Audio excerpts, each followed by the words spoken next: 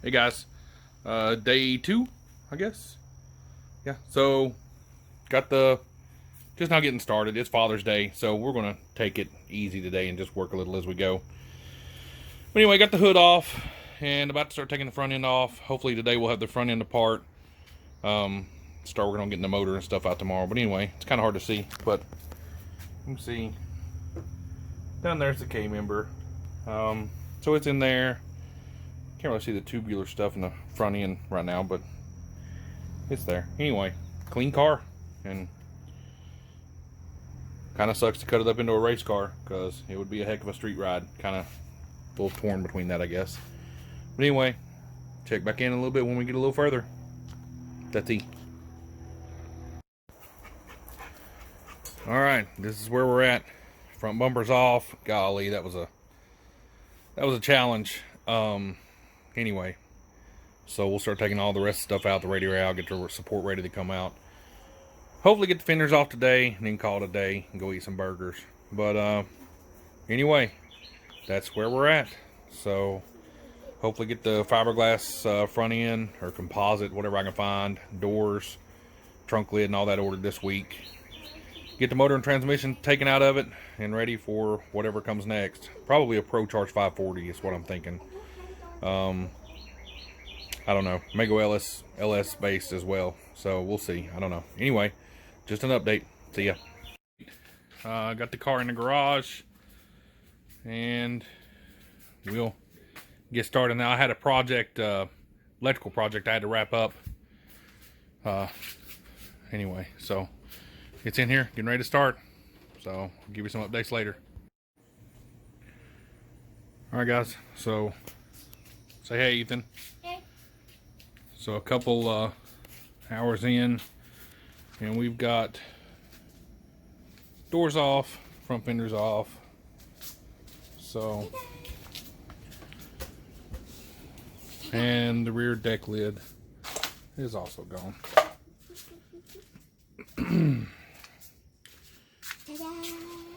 So anyway, a lot lighter.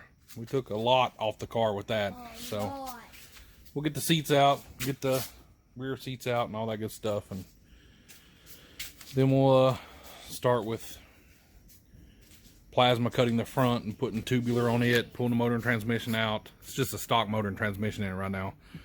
Probably going back with a big block, probably a 540 Pro Charge is what I'm thinking. So anyway, that's where we're at right now. So I'll talk to y'all soon. Hey guys, new update. Got the car up on jack stands and got it torn to a million pieces. But anyway, so getting started. About to start cutting the front end out of it. So you can see, so the car has a UMI, I don't know how you pronounce it. Tubular K member and A-arms. I'm gonna be swapping it over to coilovers. So have to do a little change there. It's got the factory steering. I'm gonna be cutting all this out. I'm gonna plasma all this, pull the motor and transmission and stuff today. So the guy that had the car before me, he did a lot of suspension work. It's got the lower control arms, the relocation brackets, Panhard bar. It has the torque arm relocated to the tunnel, but it has a stock torque arm. So I don't know why he didn't replace the torque arm. He might just have not gotten to it at the point. But so I'll drop that and put a new torque arm in it, and I'm gonna do some work on the cage and put some subframes and all that good stuff. So anyway, so just want to give an update. And I've got to ask a couple times why I'm spending money to build a stock car and a race car. Why don't I just buy a tube chassis? Because I ran Top Sportsman for a while, ran Top Dragster. And the answer to that, if you watch one of the Corvette videos that I did on the yellow Corvette, is the answer is still the same, is that, you know, if I wanted to build a new tube chassis car, I'd call Tim McCamus or Bickle or, you know, somebody like that and order a chassis. And there's nothing wrong with that. I mean, don't get me wrong. I would love to have a Tim McCamus Pro Mod. I mean, they're gorgeous. But, you know, I just feel like they're a purpose-built machine that, although they look good, they just don't have a lot of soul to them. They don't have history. You know, they're brand new, they're state of the art, the carbon fiber, they're great, and they are phenomenal at doing what they do. But you know, I like to tinker, I like to build, I like to work, I like to take something that's, I mean, this car's in actually really good shape for an 84 model, but I like to take something that's, you know, an older vehicle, and turn it into something. So that's what this video series is about. I finally got my shop mostly cleaned up. Still got some stuff down here I need to work on, but this will, you know, kind of start the series, I guess, of building it all back. I'm gonna get the rest of the interior out. Try to start the cage this week. And I've got a Ford 9-inch. I was going to buy a 9-inch housing, but they're insane on what they're asking for it. So I've got that 9-inch there that I'm going to narrow and brace and put all the brackets and stuff on it and get it ready for the car. I'm gonna do an entire build series on that. I've got to build me a jig to hold it. So that'll be coming in the next, you know, probably next couple months after I get the roll cage kind of going and all that stuff. I'll start a build series of that and, excuse me, do a mini series of it. So anyway. I just want to give you guys an update, and I know that this is the third or fourth video that really doesn't show a whole lot going on with the car, but it started, and the videos should start showing a lot more work now. So, talk to you guys later. I'll keep you updated. Alright, guys. So, just an update. I still got to cut that piece off, but motor's out, transmission's out.